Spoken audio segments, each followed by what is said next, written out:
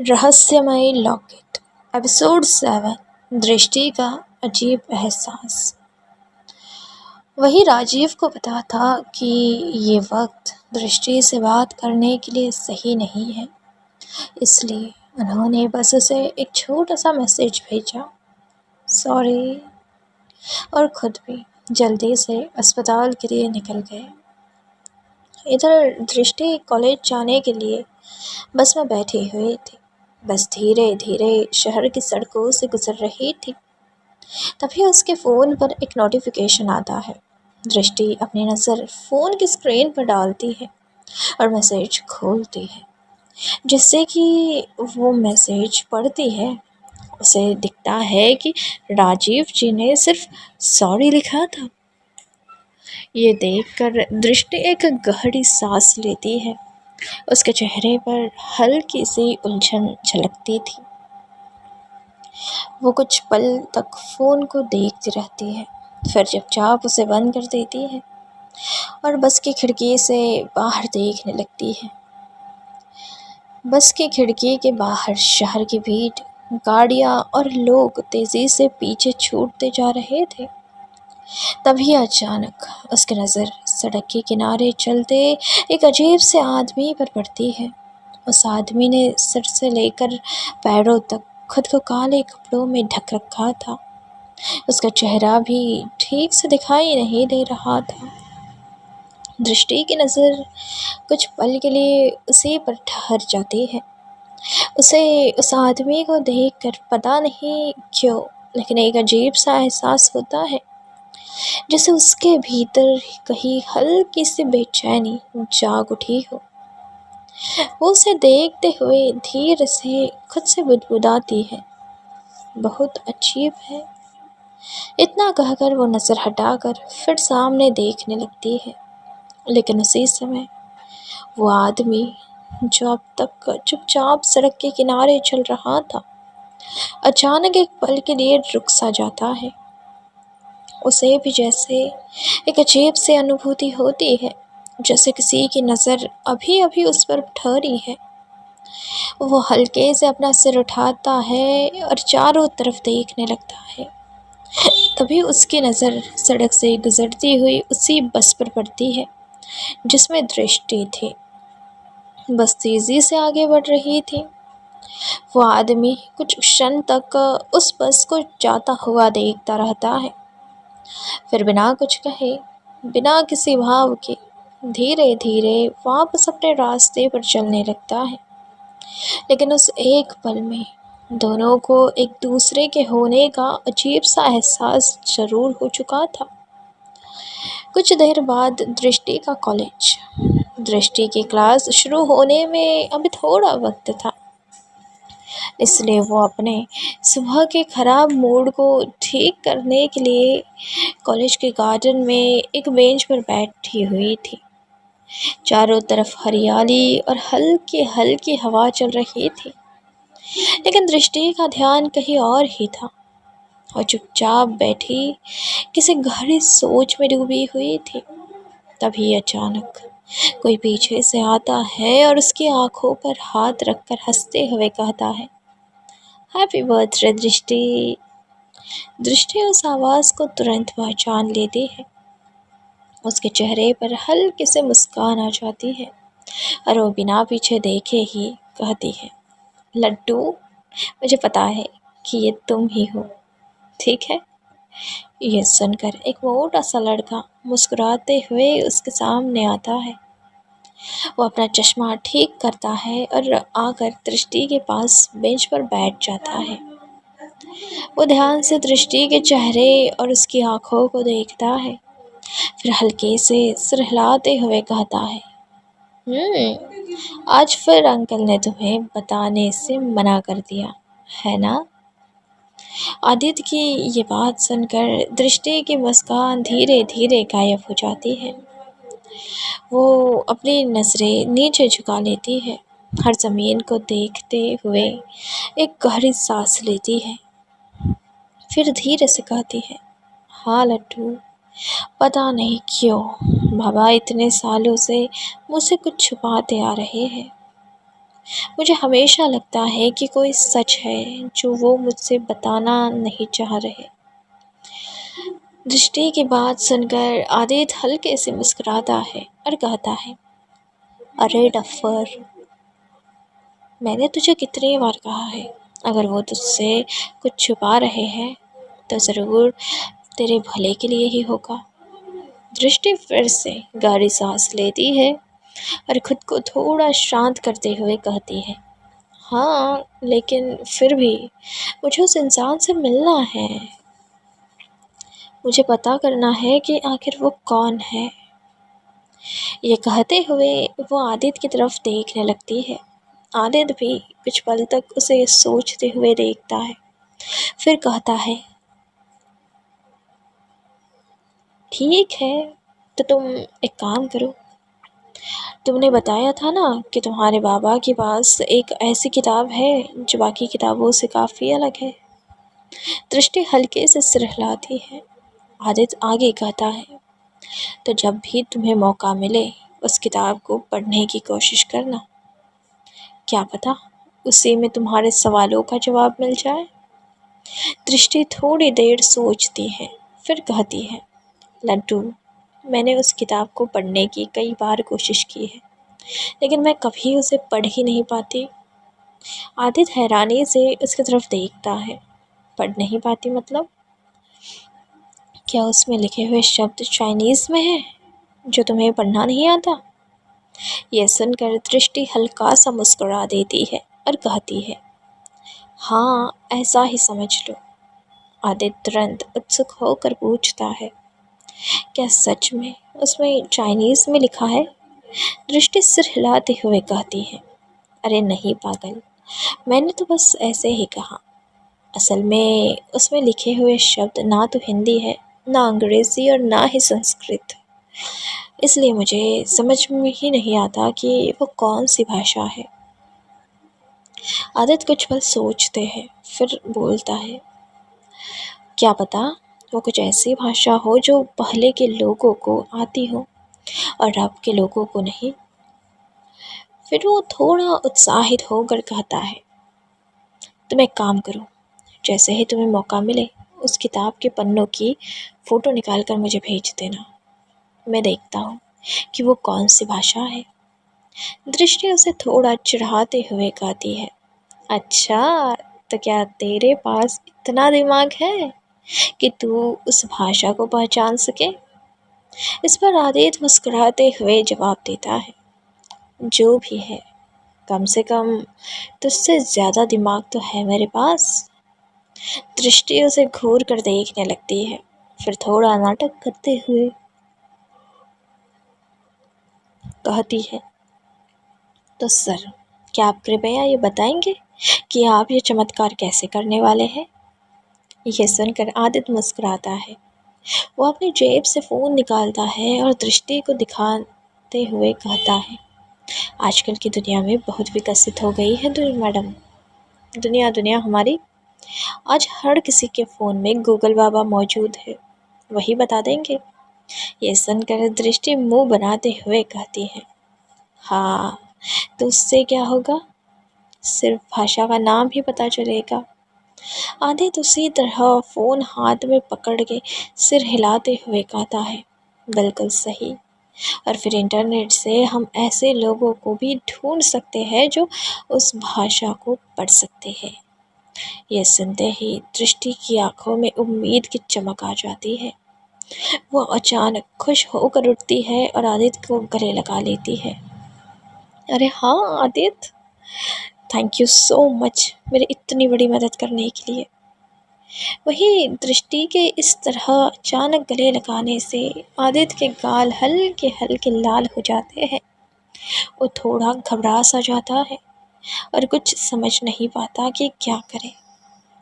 दृष्टि अभी भी उसे गले लगाए हुए थी, तभी पीछे से एक लड़के की आवाज़ आती है, क्या बात है, तुम दोनों आज काफ़ी खुश लग रहे हो।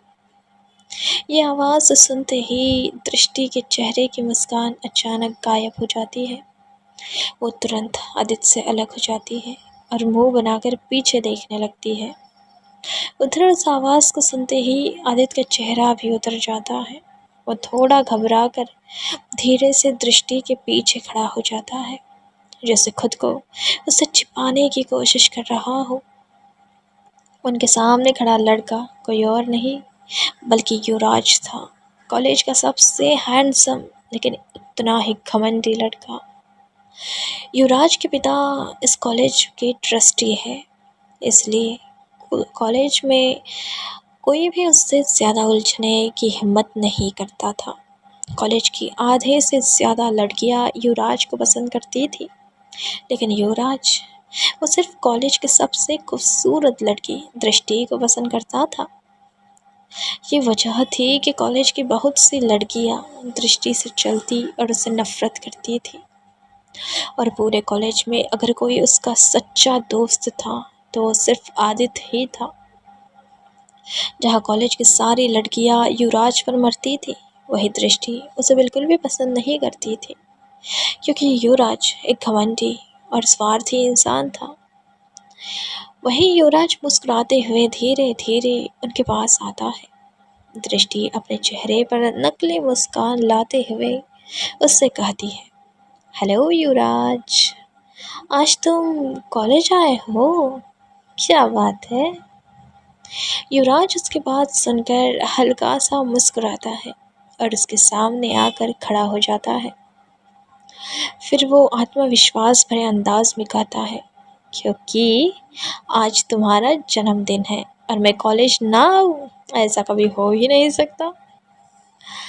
फिर वो मुस्कुराते हुए कहता है, हैप्पी बर्थडे दृष्टि। इतना कहकर युवराज अपने साथ लाया हुआ एक खूबसूरत गिफ्ट बॉक्स उसकी तरफ बढ़ाता है। ये लो तुम्हारा बर्थडे गिफ्ट। दृष्टि एक पल के लिए उस बॉक्स को देखती है, फिर हल्के से मुड़कर आदित्य की तरफ देखती है, जो अभी भी थोड़ा घबराया हुआ उसके पीछे खड़ा था। फिर वो वापस युवराज की तरफ देखकर शांत आवाज़ में कहती है, इसके लिए थैंक यू, लेकिन आई एम सॉरी, मैं तुम्हारा गिफ्ट नहीं ले सकती। युवराज के चेहरे पर हल्की सी हैरानी आ जाती है। क्यों? गिफ्ट ही तो है, इसमें इतनी बड़ी क्या बात है। दृष्टि बिना झिझक के जवाब देती है, क्योंकि मैं किसी ऐसे इंसान से गिफ्ट लेना पसंद नहीं करती जिसे मैं पसंद ही नहीं करती। यह सुनकर युवराज के चेहरे की मुस्कान थोड़ी फीकी पड़ जाती है। वही पीछे खड़ा आदित्य धीरे से फुसफुसाता है, दृष्टि थोड़ा धीरे बोल, वो सुन लेगा। दृष्टि उसे हल्का सा घूर कर देखती है, फिर बिना कुछ कहे आदित्य का हाथ पकड़ लेती है।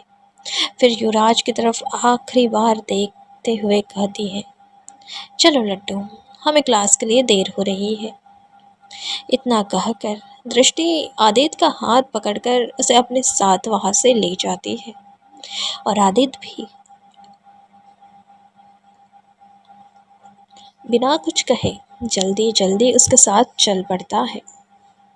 वही युवराज वही का वही खड़ा रह जाता है, हाथ में अब भी वही गिफ्ट बॉक्स लिए। उसकी नज़रों में कुछ देर तक वो दृष्टि को जाते हुए देख रहा था। उधर दृष्टि को इस तरह अपने आप को नज़रअंदाज करके जाते हुए देख युवराज वही खड़ा रह जाता है। उसके चेहरे पर कुछ पल पहले की मुस्कान अब पूरी तरह गायब हो चुकी थी। वो गुस्से में अपने हाथ में पकड़े गिफ्ट बॉक्स को कसकर पकड़ लेता है। उसकी उंगलियां इतनी ज़ोर से दब रही थी कि बॉक्स हल्का सा मसलने लगता है। अचानक उस गिफ्ट बॉक्स के अंदर से हल्की सी आग की लपट उठने लगती है। कुछ ही पलों में वो बॉक्स धीरे धीरे जलने लगता है, लेकिन युवराज के चेहरे पर ज़रा भी डर का घबराहट नहीं थी। इस वक्त उसकी आंखें खून की तरह लाल हो चुकी थी। उससे गुस्सा और अजीब सी नफरत साफ दिखाई दे रही थी। वो चलते हुए गिफ्ट बॉक्स को देखते हुए धीमी आवाज़ में खुद से कहता है, दृष्टि, तुमने आज फिर मुझे सबके सामने ठुकरा दिया। उसकी मुट्ठी और भी कस जाती है। तुम्हें लगता है कि तुम हमेशा मुझे ऐसे ही नज़रअंदाज करती रहोगी?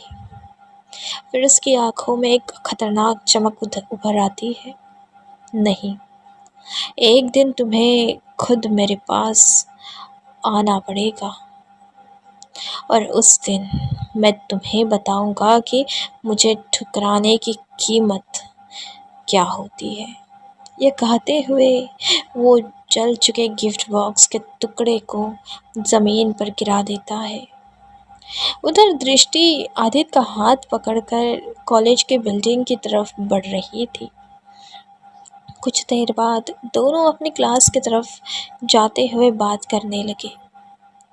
आदित्य दृष्टि को देखते हुए कहता है, दृष्टि, युवराज तुम्हें पूरे 12वीं क्लास से पसंद करता है, फिर भी तुम उसे हमेशा इतनी बुरी तरह क्यों मना कर देती हो?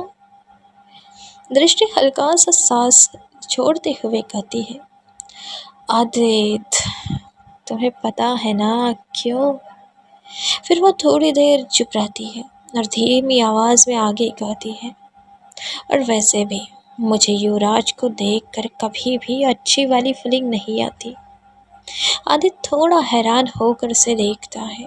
दृष्टि आगे कहती है, पता नहीं क्यों, लेकिन जब भी मैं उसे देखती हूँ हमेशा ऐसा लगता है कि उसमें कुछ बहुत ही अजीब है, जैसे वो वैसा इंसान है ही नहीं जैसा सबको दिखता है। आदित्य उसकी बात ध्यान से सुनता है लेकिन कुछ कह नहीं पाता। इसी तरह बातें करते हम दोनों अपनी क्लास के अंदर चले जाते हैं। ठीक है।